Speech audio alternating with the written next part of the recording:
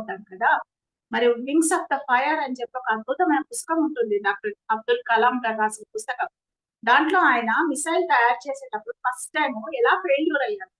Failure అయినప్పుడు ఆయనలో ఎలాంటి భావాలు చెలరేగినాయి. పోయి ఆయన సూసైడ్ చేసుకుందాం అనుకోని వెళ్తాడు. తర్వాత ఆయనకు తెలుస్తుందనమాట. నేను 80% సక్సెస్ అయ్యాను కదా! ఇంకా 20% కోసం నేను ఎందుకు సూసైడ్ చేసుకుంటున్నా? ఆ 20% సక్సెస్ అయితే నేను ఆహ్, అనుకున్న సాధిస్తా కదా! అని ఆయన లోపల నుంచి, ఎందుకంటే ఆయన స్వయంగా ఒక జ్ఞాని. అక్కడ సముద్రం ఒడ్డున కూర్చొని చనిపోయే ముందు ధ్యానం చేసుకుందామని కూర్చుంటే ఆయన లోపల నుంచి ఒక ఇన్నర్ వాయిస్ వినపడతదనమాట. నువ్వు ఆల్రెడీ 80% సక్సెస్‌ఫుల్ మ్యాన్.